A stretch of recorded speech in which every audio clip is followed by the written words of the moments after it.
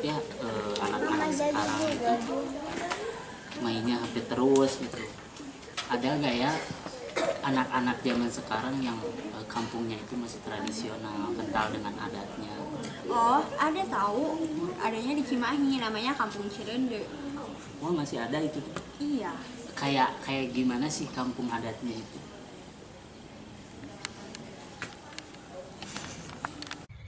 Cumarita Lembur Cirende. Kampung Cirende merupakan kampung adat yang terletak di lembah Gunung Kunci, Gunung Cimenteng, dan Gunung Gajah Langu. Namun, secara administratif terletak di Kelurahan Lewi Gajah, Kecamatan Cimahi Selatan, Cimahi.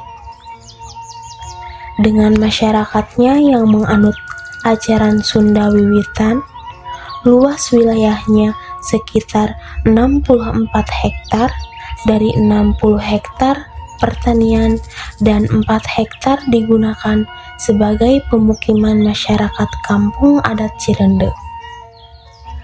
Hal yang istimewa dari kampung adat Cirende yaitu di mulut jalan kampung adat Cirende terdapat tulisan Hana Caraka Wilujeng Sumping di kampung adat Cirende, yang berarti selamat datang untuk para tamu di daerah kampung adat Cirende.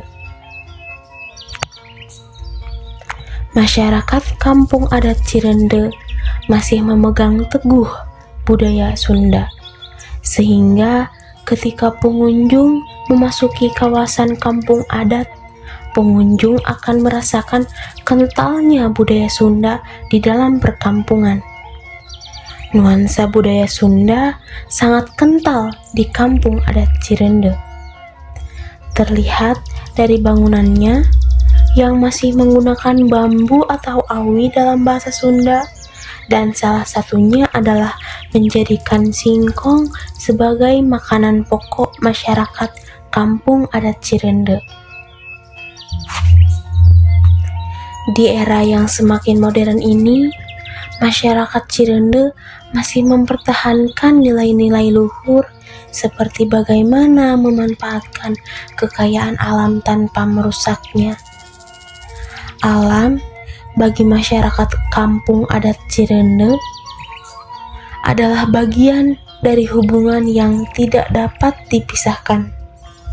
Masyarakat kampung adat Cirende dan hubungan itu dijaga dalam kehidupan kesehariannya.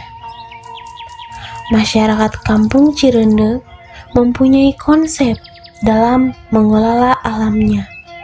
Di antaranya leuweung larangan, leuweung tutupan, dan leuweung baladahan. Sejak tahun 1918, masyarakat adat beralih dari kebiasaannya mengonsumsi beras menjadi mengonsumsi singkong. Dan semenjak itu sampai saat ini dipertahankan menjadi sebuah tradisi. Selain diolah menjadi pengganti nasi, ada olahan-olahan lain yang menggunakan teknologi pangan, seperti kue yang mungkin di masyarakat luar diolah dengan menggunakan tepung terigu sebagai bahan baku. Di sini, di kampung adat Cirende, masyarakat menggunakan singkong sebagai bahan baku utama. Ada egg roll, kicipir, dendeng kulit singkong, dan masih banyak lagi produk yang dihasilkan oleh masyarakat kampung adat Cirende dengan menggunakan singkong sebagai bahan baku. Mengonsumsi singkong. Dan semenjak itu sampai saat ini dipertahankan menjadi sebuah tradisi. Selain diolah menjadi pengganti nasi, ada olahan-olahan lain yang menggunakan teknologi pangan, seperti kue yang mungkin di masyarakat luar diolah dengan menggunakan tepung terigu sebagai bahan baku.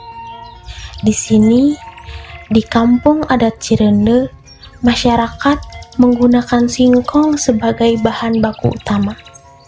Ada egrol, kicipir, dendeng kulit singkong, dan masih banyak lagi produk yang dihasilkan oleh masyarakat kampung adat Cirende dengan menggunakan singkong sebagai bahan baku.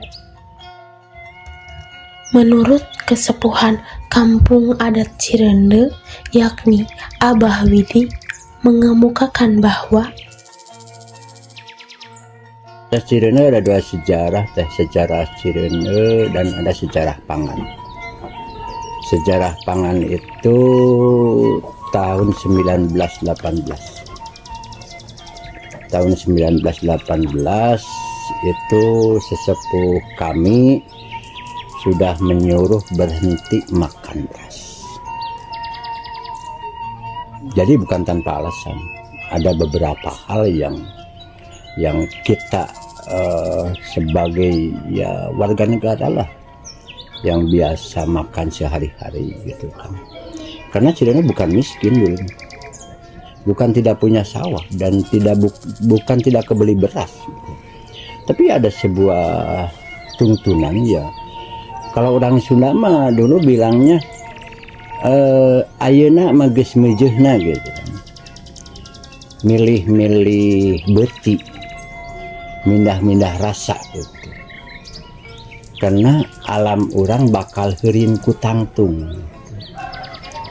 Nah ini kan tangtungannya tangtungan apa gitu yang kita pikirkan. Karena tangtungan itu ada dua tangtungan.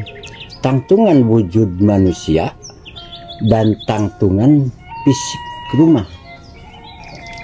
Itu ada dua tangtungan. Yang paling membahayakan yaitu tangtungan fisik bangunan. Karena itu lahan pertanian. Contoh kalau kita pikirkan yang sederhana. Kita sekarang industri di mana-mana. Itu kan lahan pertanian yang akan mengganggu keberlangsungan pangan kita.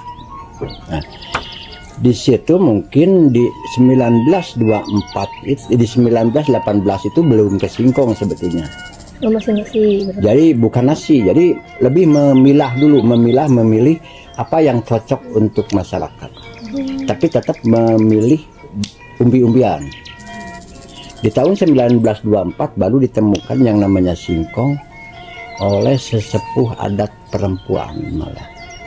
Ditemukan singkong. Nah di situ baru sampai sekarang singkong menjadi makanan pokok sehari-hari. Intinya Abah menyampaikan jangan sampai ya kita semua jangan sampai ketergantungan dengan yang namanya beras. Jadi yang harus dirubah di era sekarang, satu pola makan, dua mindset kita, pola pikir kita. Kalau kita berbicara ketergantungan dengan beras, kita berbicara makanan pokok itu hanya beras, itu mindset yang salah. Karena banyak umbi-umbian yang menjadi pengganti beras. Contoh Cirende. Cirende 105 tahun di adat nggak makan beras. Termasuk, maaf ini sesepuh meninggal 90 tahun nggak pernah makan beras. Termasuk Abah sekarang 61 tahun nggak pernah masuk ke perut itu yang namanya beras. Jadi bukan hanya berasnya. Kalau khusus untuk adat sendiri ya memang kena kewajiban Abah ya.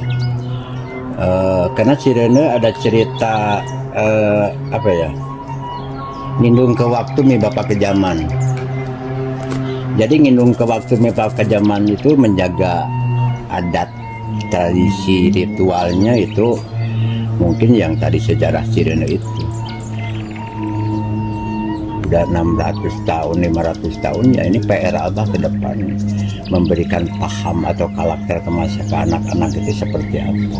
Di sini beratnya untuk Abah itu serangan teknologi, serangan majunya zaman. Ya termasuk kalau pendidikan sih kebutuhan gitu. Itu kan semua dilakukan. Iya. Nah, mungkin untuk menjaga yang namanya teknologi itu, mungkin kalau di sini anak-anak adat udah menggunakan teknologi, ya mungkin Abah dititipkan ke orang tuanya. Tolong ini ibu bapak anak ibu udah menggunakan teknologi, tolong diawasi.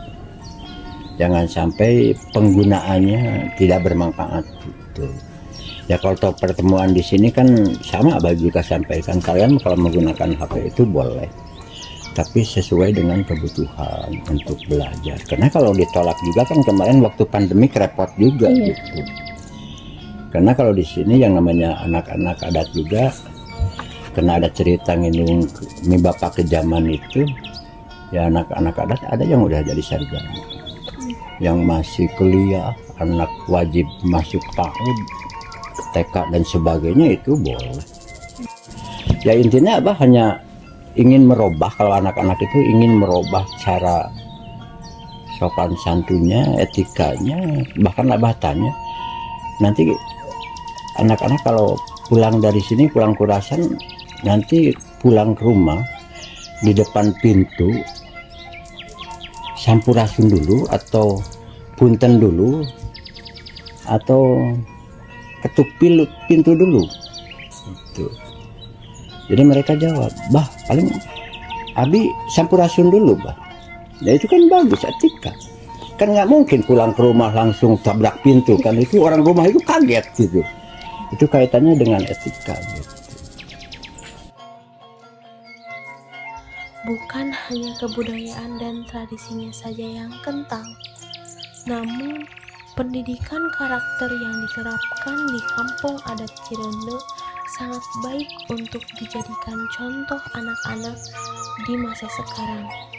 Seperti menurut beliau, Abah Widi selaku kesepuhan kampung adat Cirende, inilah yang menjadi bukti bahwa kebudayaan tidak melunturkan pendidikan karakter untuk menjaga nilai luhur bangsa.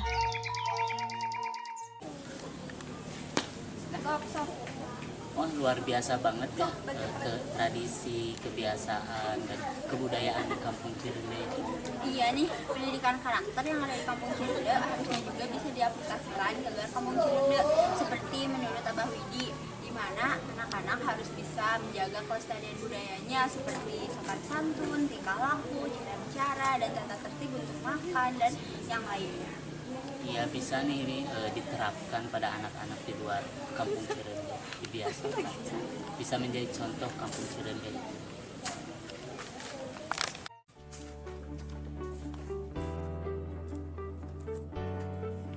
Cirende itu komen lah.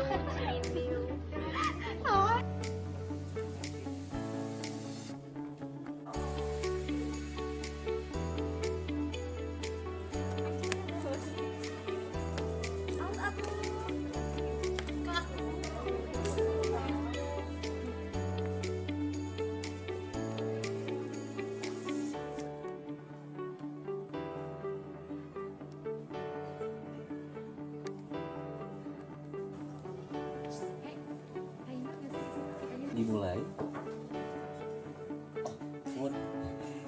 Jadi aku kan Kang sudah derajat begitu saat acan